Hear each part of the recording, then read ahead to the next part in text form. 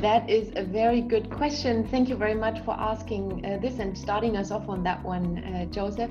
As you rightfully said, the Global Coffee Platform is a relatively newer platform that is actually exclusively focusing on advancing coffee sustainability in the coffee sector based on a multi-stakeholder inclusive membership model.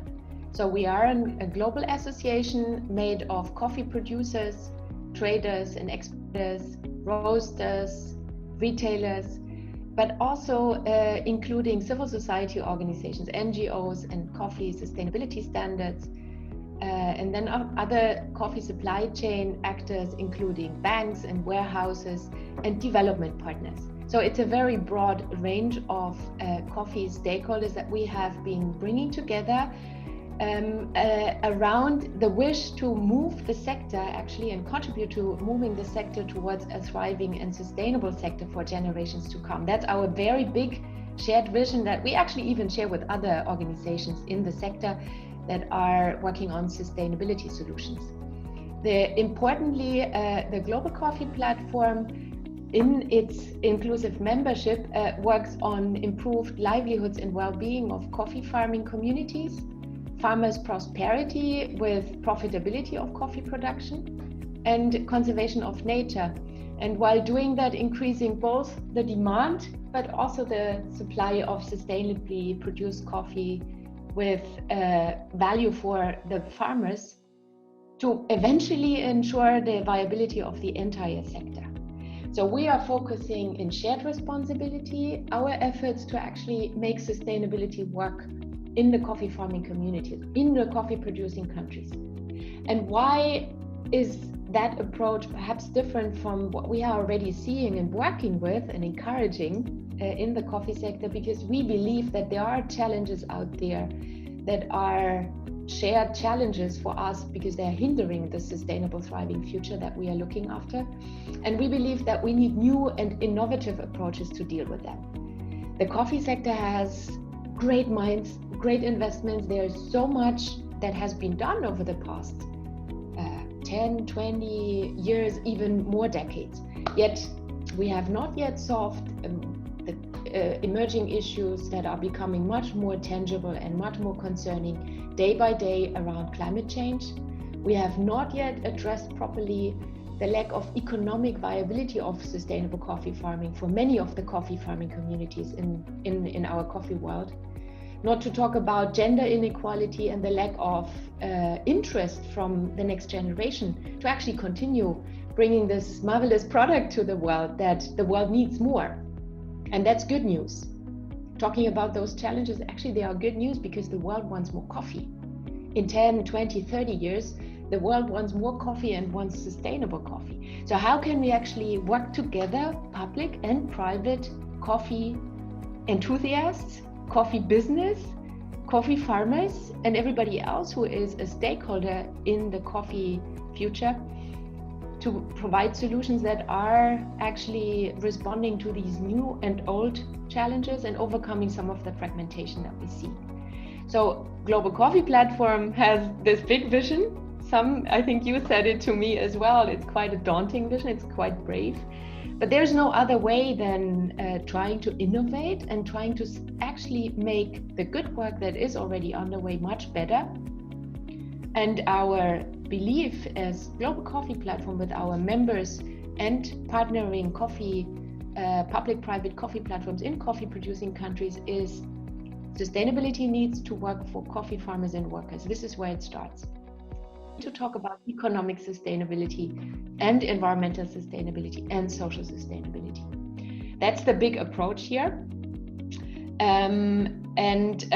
This is where the 4C Association, to come back to your question, Joseph, where the 4C Association with its very inclusive membership and the understanding of a baseline coffee code for the industry, and on the other hand side, IDH with the sustainable coffee programs, emerging public-private platforms in coffee-producing countries have been a perfect parenthood for creating the Global Coffee Platform, which is now pushing forward year by year on short-term targets, but eventually looking at the midterm and the long-term goals that we are living up to and working for.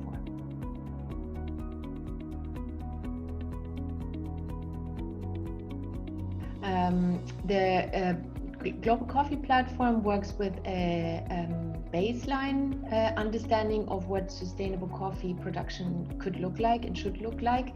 That has been defined in a very participatory multi-stakeholder process.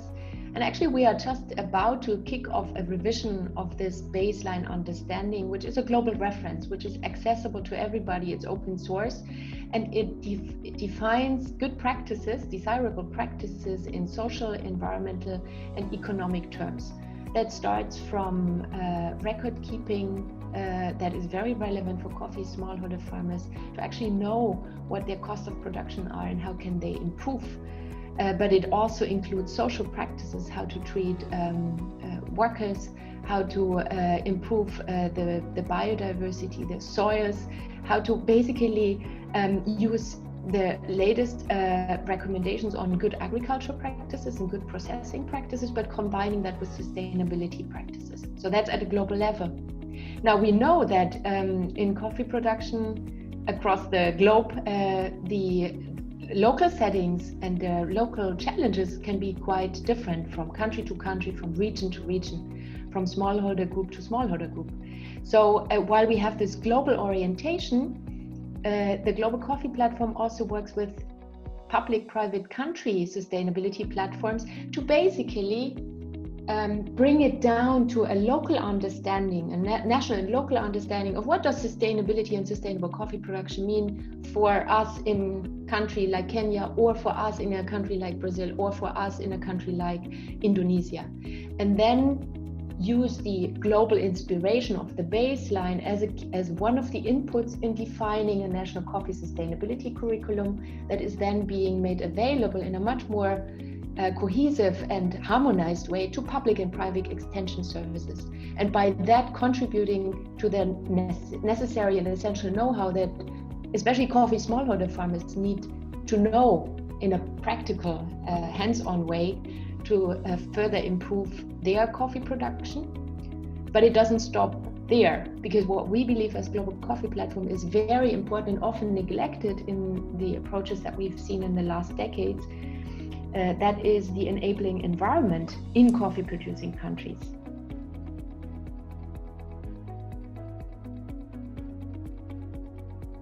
That is a big challenge because there are many people in our beloved coffee sector, and there are quite some power imbalances and accessibility imbalances.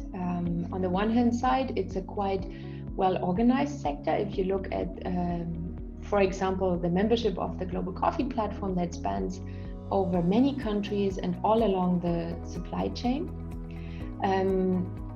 On the other hand side, there are millions of coffee farmers, especially smallholders, that sometimes are not connected, often are not connected, not to the market, not to the accessibility of services, and also not to the accessibility of information, not to even talk about influencing.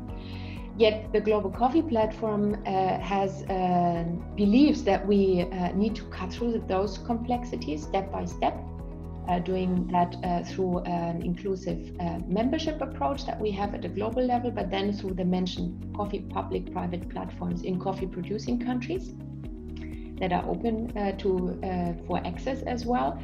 And we have been using as a framework the GCP call to action to collectively address the coffee price crisis and other underlying issues. That was launched by our GCP board last year, and basically has 4 lines of activating stakeholders. And I'm just going to summarize these 4 stakeholder groups that we are actively working on now as a follow-up to this call to action. The first one is engage with the international coffee exchanges, so both ICE, US, but also ICE European Union, to enhance the futures coffee contract and to also see, like how could perhaps excessive speculation be better regulated.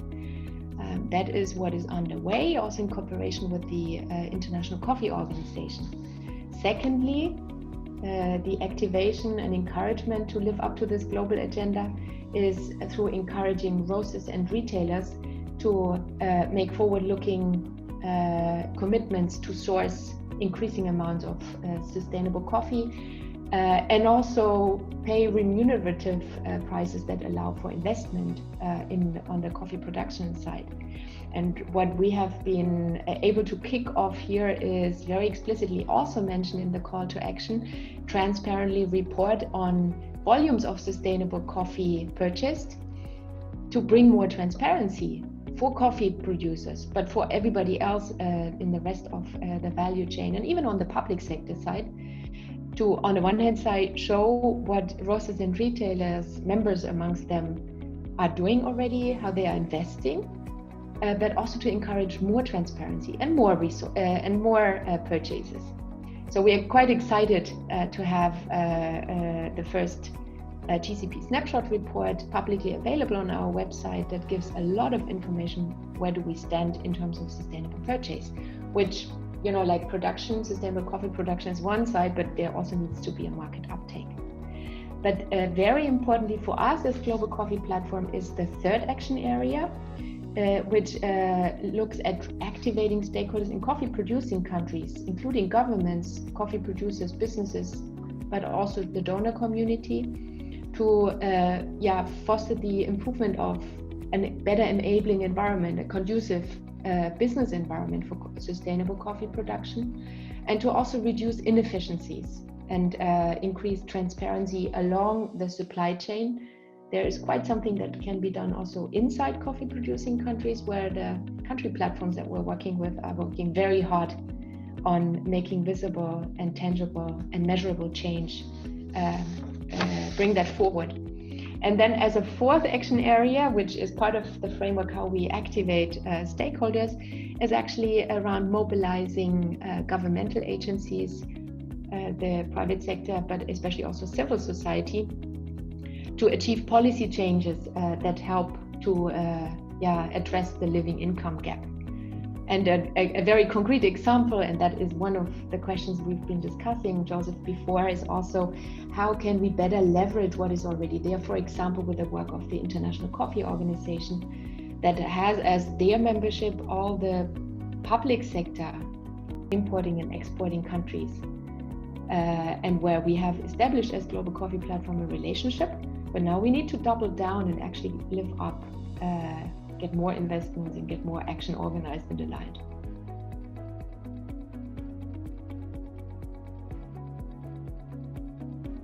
I think it's a good question. It's a difficult question, but it's the right question to ask. It is, markets are the markets, right? And there are efficient markets and price building mechanisms in the coffee sector.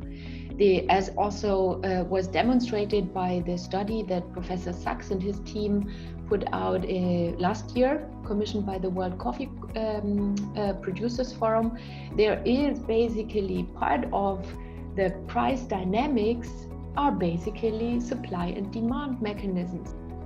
If Brazil is coughing because there is a frost, that is immediately visible as an effect on the exchanges. The high volatility is a concern for everybody and is not good, actually, not for the producers and not for the roasters or retailers either.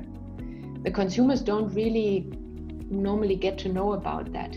So there is a action underway as following up to our call to action as Global Coffee Platform. We've been partnering up with the ICO that bring the governments to actually dig deeper into the question, is there excessive price volatility, and could that be possibly regulated through limiting or regulating high frequency or AI or algorithmic influence in the price building? That's a very specific subject where we have proposed to be working with a expert group, a small technical expert group.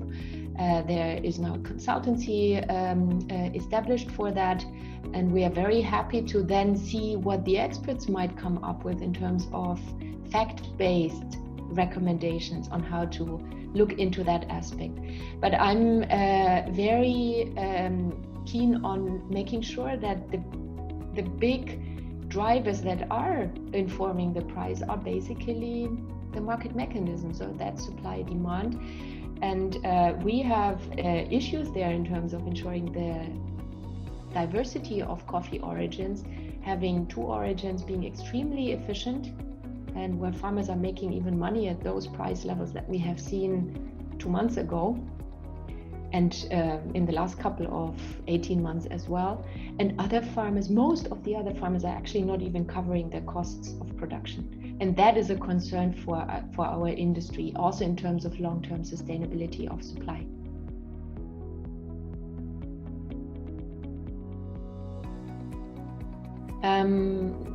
Thank you for the good connection question. Actually, it is related to the big concern that also the governments have been putting out and represented in the Resolution 465, and then following the London Declaration, where the private sector actually also participated. And that's important.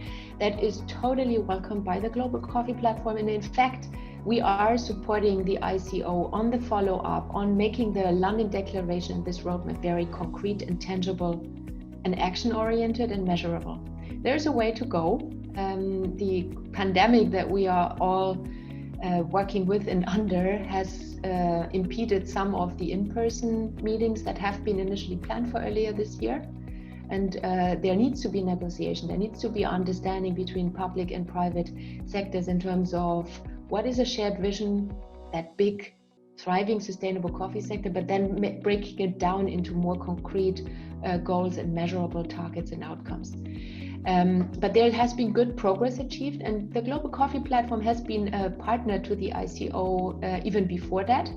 We are actually committed and are following up on our earlier commitment to contribute our call to action to the bigger process now established in the context of the ICO with the Public-Private Task Force. We are an active Sherpa in the Public-Private Task Force, and as Global Coffee Platform, we are very keen on local action for global results, very evidence-based, action-oriented, after the necessary convening and discussing between public and private side. We want to see more action and not spend the next 5 years on discussing what the issues are.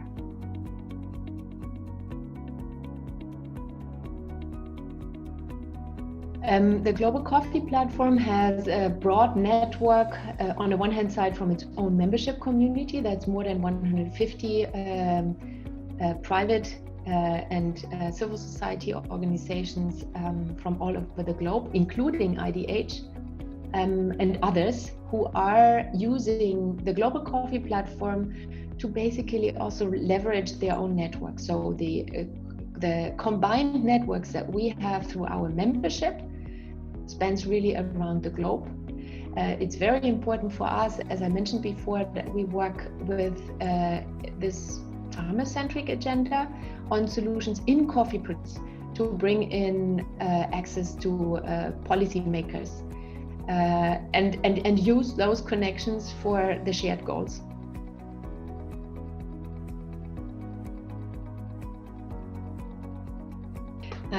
That's an interesting question, Joseph. As I said at the beginning of this exchange, the mandate given by our members, the mandate of the Global Coffee Platform is actually to advance sustainability in the coffee sector in collaboration, in pre-competitive collaboration. So that's the key DNA, that's the essence of what we're working with. And we don't intend to define exactly on paper what sustainability means for each and every single farmer in the world, because sustainability in a way is a moving target. Yet there are definitions out there that we are living up to and that we have been tailoring to more specifically to sustainable coffee production. That is, for example, reflected in the baseline understanding of what sustainability should at least cover. And that is also reflected in the sustainability framework that the Global Coffee Platform has been working on together with the Sustainable Coffee Challenge, involving basically the coffee sector actors and interest groups in bringing down the sustainable development goals that the world has given to define sustainable progress and development, and making this adaptable to the coffee sector. At the end of the day, it boils down to a very simple understanding. Being able as a coffee producer to produce good coffee in a decent way, allowing for a good living for the family that is involved and for the workers that are involved, protecting the natural resources and doing good for the community. And that needs to be linked, of course, to the market.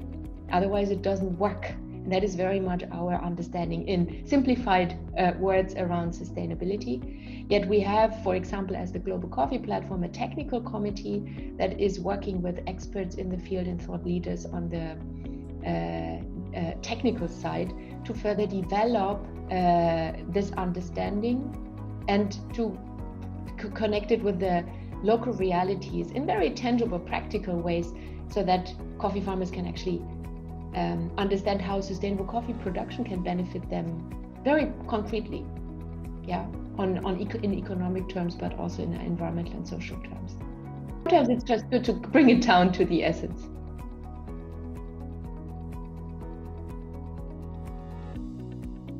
The Global Coffee Platform, as I had mentioned in the call to action that was published last year, there is this invitation, but also the push towards governments living up to their part of the solution. And I think what we are doing in different ways and forms through collaborating with governments, especially producing country governments, but also engaging in these global processes like the Public-Private Task Force in ICO context. The key point is listen to the scientists. The evidence is there. We don't know exactly what the future will bring, but there's very clear fact-based evidence there, and science is giving very clear recommendations. So including that in our message that sustainability will not work if we close our eyes in view of the climate change challenges and already pressure that coffee producers are feeling everywhere, but also other actors along the chain, is part of our approach. I think we as citizens, that goes beyond the coffee sector, of course. As citizens, we need to make our voice heard, all of us, and then use these networks to articulate, but also to follow up on some of the actions that are obviously necessary, but some is already being done. It just needs to become much faster.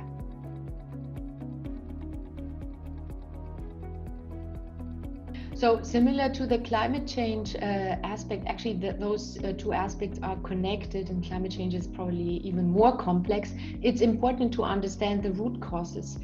As Global Coffee Platform, as I've been explaining, we are very much focusing on facilitating change in coffee producing countries on the production side of sustainable coffee. And it's important to understand what are the root causes that and the immediate effects, but also the longer term effects that coffee farming communities are struggling, or coffee producing countries are struggling. So not losing the big oversight, but then also understanding what the root causes is, and build awareness locally and also globally. Try out solutions in public-private partnership. That goes also for climate adaptation, and that's happily there is some progress already visible in the coffee sector. By the way, coffee sector can actually be a good example of how nature-based solutions can help to address climate change. We need many other sectors there as well to address climate change, and also to address the deforestation problem. There is an aspect that I wanted to mention in the context of deforestation, that regulation plays an important part. And regulation not only in coffee producing countries, but also especially in importing countries. We see this in conversations that are advancing quite interestingly in Europe, with the due diligence regulation being discussed. Here in Germany, as we are based in Germany, there is a lot of conversation around a supply chain law that is supposed to be coming to effect in the next few months. And other countries have similar laws and regulations, both on environmental aspects such as deforestation, but also looking at social aspects in, for example, child labor, worst forms of child labor or forced labor. So interestingly, the private sector is largely calling for a more coherent, consistent public sector regulatory framework in order to be able to live up to what individual companies and amongst them members of ours are actually doing. But to ensure that there is this level playing field that enables sticking to the good practices and not having economic disadvantages then in the market as well. So there is some hope here that regulation can bring more accountability and more transparency, but yet we need to be able to measure progress in a much more coherent way, which is why the Global Coffee Platform, apart from bringing people together, convening for impact, and enabling local action, that's our main focus. A Global Coffee Platform is also working on advancing measurement and measurement ability of our members in the coffee sector to basically track progress and see if the advancements are going into the right direction.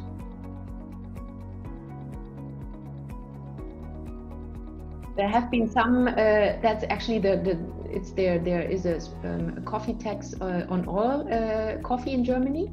That's a relic from very old times. There has been 2 years ago some efforts to look into that and basically ensure that some of those income that is generated on a yearly basis, it used to be 1 billion a year, that this can be somehow channeled back in a meaningful way to support sustainable coffee production, but that hasn't been going further.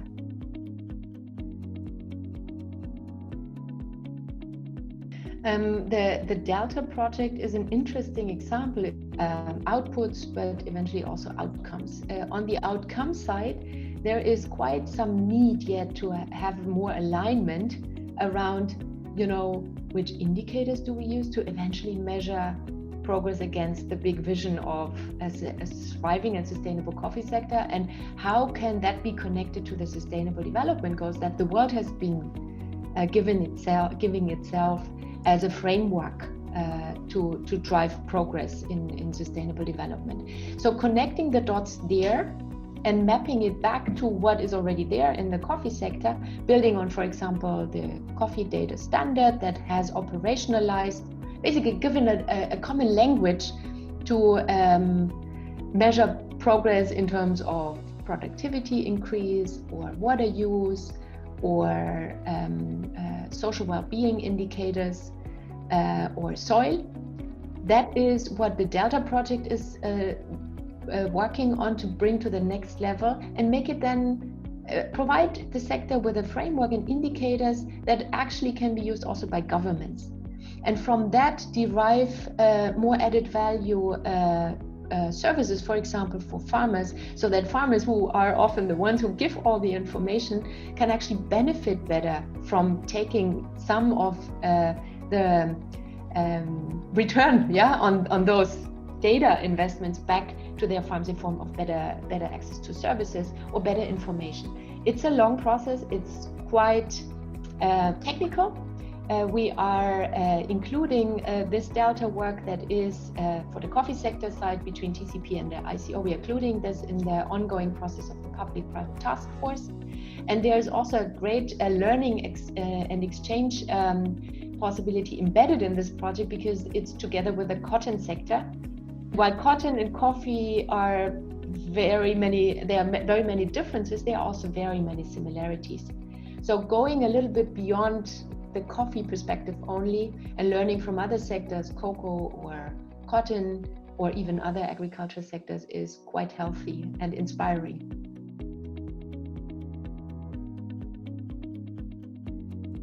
A very good question. So Basically, we have agreed in the sector what the joint vision is. We have agreed what certain goals are, and different organizations have different specific focus areas for those sustainability goals, be it on the social side, be it on the environmental side, be it on the economic side, on supply for profitable coffee production and supply, sustained supply, or also on the demand side. Yet there has been quite some work in the past few years with the Global Coffee Platform membership and partners, but also together with other groups, including the Sustainable Coffee Challenge, to basically map out the connection points to, start understanding how the different improvement intervention areas are actually resulting in these bigger goals.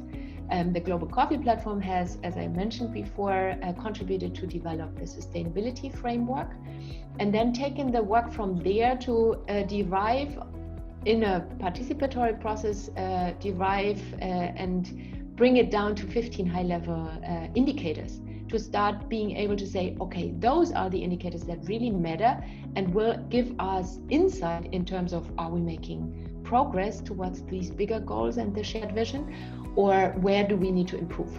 Now, having indicators there is one thing.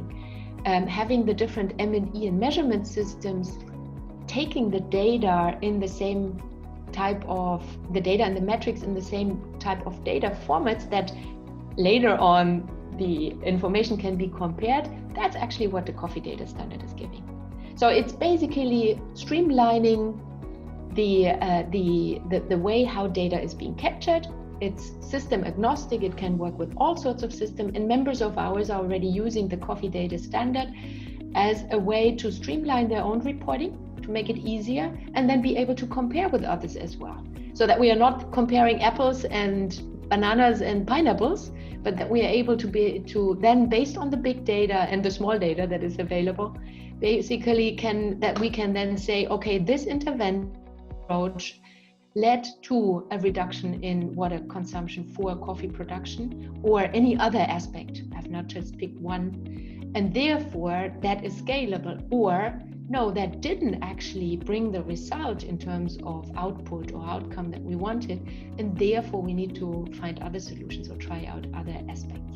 So eventually it simplifies, the coffee data standard simplifies. It's a shared language in the background of the technical systems, and it's an enabler, as GCP is working with tools to enable our members' journey towards sustainability advancement.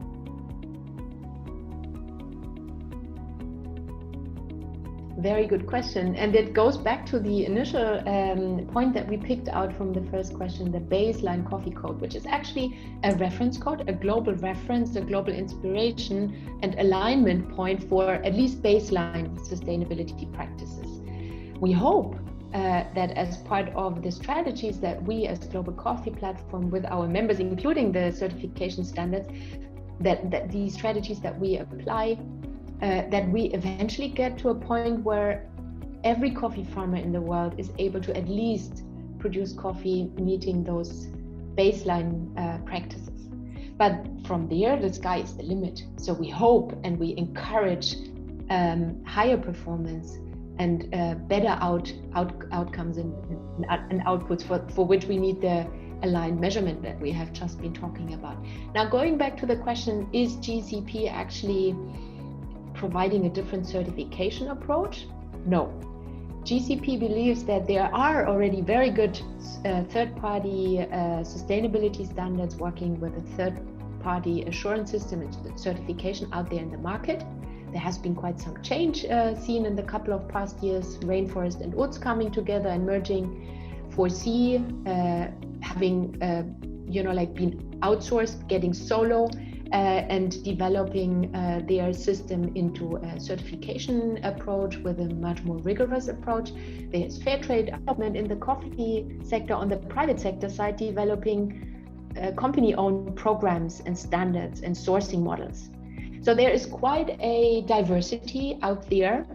And the question that GCP asked itself in conversation with our members, how can we ensure that as part of our bigger vision, we are getting to nature conserved and farming prosperity of coffee farmers and improved livelihoods and social well-being, to also working on increasing supply and demand of sustainable coffee. But how can we actually add to more transparency on what is there? How do different systems compare with each other? And how can we rally the industry then to take up more of these sustainably produced coffees?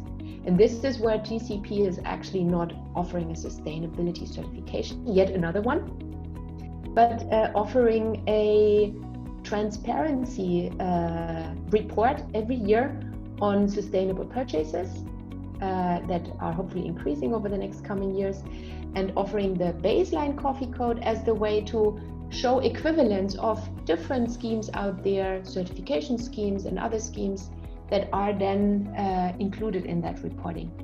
And this is a quite exciting work. It's again very technical in the background. We have the technical expertise and experience amongst our members and amongst our partners. But we are very much looking forward to publishing the second snapshot report sometimes early next year on bringing more transparency about what are equivalent sustainability schemes also from the private sector side that meet certain requirements as laid out in the baseline coffee code, to drive more transparency and to drive more uptake of sustainably produced coffee over time.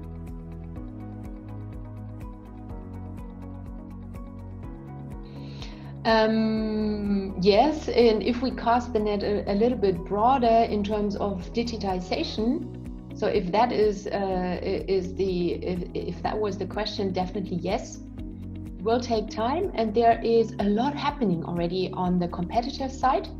As Global Coffee Platform, we are bringing competitors together to actually address pressing sustainability issues in collaboration. And there is where we together, through making better use of the big data that's there and digitization efforts, there is definitely much more transparency needed, but will come in the next couple of years and decades, that for sure.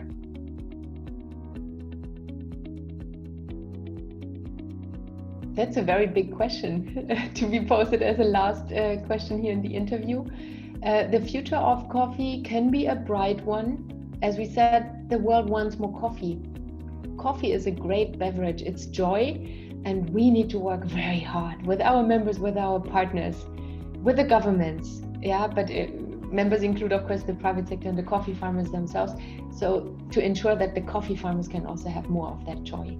That's basically in it in a nutshell. There's good work underway, but we need to really double down and step up to make that vision a tangible one, to achieve that vision, and to ensure that coffee can be seen as a continuous product that brings joy, brings people together, and helps actually to sustain livelihoods in wonderful landscapes like you see in the background of my picture here.